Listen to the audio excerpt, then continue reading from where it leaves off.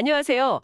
오늘 저희가 함께 살펴볼 자료는 폴란드 크라쿠프의 심장, 바로 바벨성에 대한 것들인데요. 이 성의 역사부터 건축, 또 그 안에 숨겨진 이야기까지 좀 깊이 들어가 보죠. 이 자료들을 보니까 바벨성이 그냥 오래된 건물이 아니라 폴란드 역사 그 자체를 담고 있는 그런 상징적인 곳이더라고요. 특히 로마네스크부터 바로크까지 여러 시대 건축 양식이 막 섞여 있다는 게 참 흥미로운데 이게 어떻게 이렇게 된 걸까요? 네, 맞아요. 그 바벨 언덕은 사실 아주 오래전, 그러니까 9세기부터 이미 중요한 곳이었고요.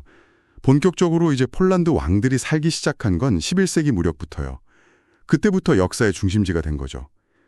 우리가 지금 보는 그 성의 기본적인 모습은 14세기 카지미아시 대왕 때부터 만들어지기 시작해서요. 그 뒤로 여러 왕들이 계속 넓혀나간 거예요. 특히 중요한 게 16세기 초인데요. 그때 알렉산더 1세랑 지그문트 1세가 이탈리아 건축가들을 데려와서 대대적으로 르네상스 스타일로 싹 바꿉니다. 아, 르네상스식으로요? 네, 이게 그냥 유행 따라서 한 게 아니고요. 당시 폴란드가 한창 잘 나가던 그 황금기였거든요. 유럽에서 우리도 이 정도다 하는 그런 문화적, 정치적 자신감을 보여주는 아주 중요한 변화였죠. 그렇군요. 그러다가 1595년에 불이 크게 났어요.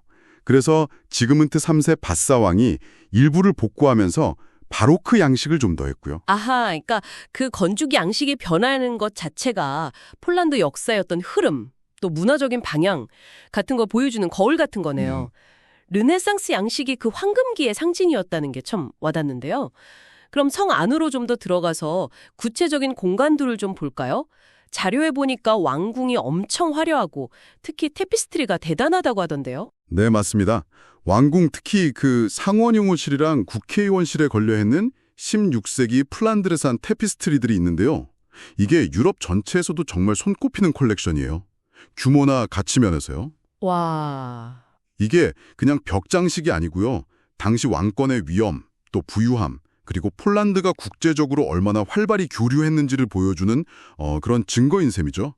왕들이 실제로 생활했던 사적인 공간하고 또 정무를 보던 공적인 공간이 같이 있어서 당시에 어떻게 살았는지, 정치 시스템은 어땠는지 이런 걸 좀 엿볼 수 있어요. 왕궁 옆에 있는 바벨대 성당도 정말 중요하다고 들었어요. 그냥 종교 건물 그 이상이라고요? 그렇습니다. 바벨대 성당은 폴란드 왕들의 대관식 그리고 장례식이 열렸던 곳이에요. 말 그대로 국가의 성소죠. 근데 중요한 건 왕들만 있는 게 아니라는 거예요.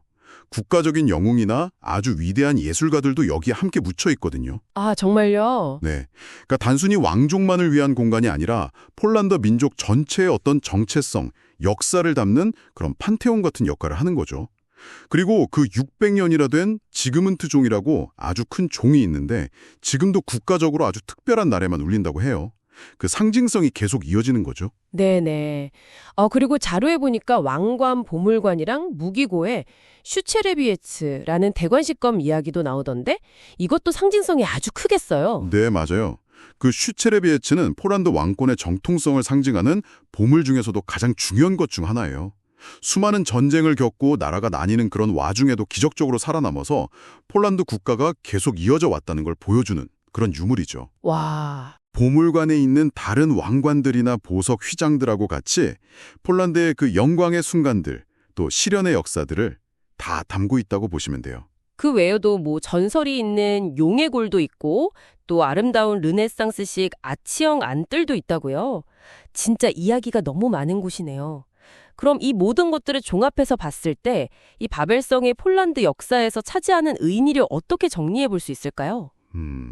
바벨성은요, 뭐랄까 폴란드의 과거하고 현재를 이어주는 그런 살아있는 역사책이라고 할 수 있을 것 같아요. 수백 년 동안 정치, 종교 또 문화의 중심지 역할을 했고 특히 이제 외세 침략이나 국가 분할 같은 아주 힘든 시기에도 폴란드 민족의 어떤 정신적인 기둥, 그런 역할을 계속 해왔죠. 네. 이렇게 다양한 시대의 건축물, 또 유물들, 그리고 그 안에 담긴 이야기들 하나하나가 폴란드가 그 역경 속에서도 어떻게 자신들의 정체성을 지켜왔는지를 보여주는 생생한 증거라고 할 수 있습니다. 그래서 1978년에 크라쿠프 역사지구 전체가 유네스코 세계 문화유산으로 지정된 것도 바로 이런 가치 때문이고요. 아, 그렇군요. 오늘 이렇게 바벨성에 대해 깊이 이야기를 나눠보니까 그 웅장한 모습 뒤에 숨겨진 폴란드의 깊은 역사와 정신이 좀 느껴지는 것 같습니다. 정말 왕궁의 화려함부터 대성당의 엄숙함, 심지어 전설 속 용 이야기까지 아주 다채로운 매력을 가진 곳이라는 생각이 드네요. 네, 그렇죠. 근데 여기서 한 가지 더 생각해 볼 만한 점이 있는 것 같아요.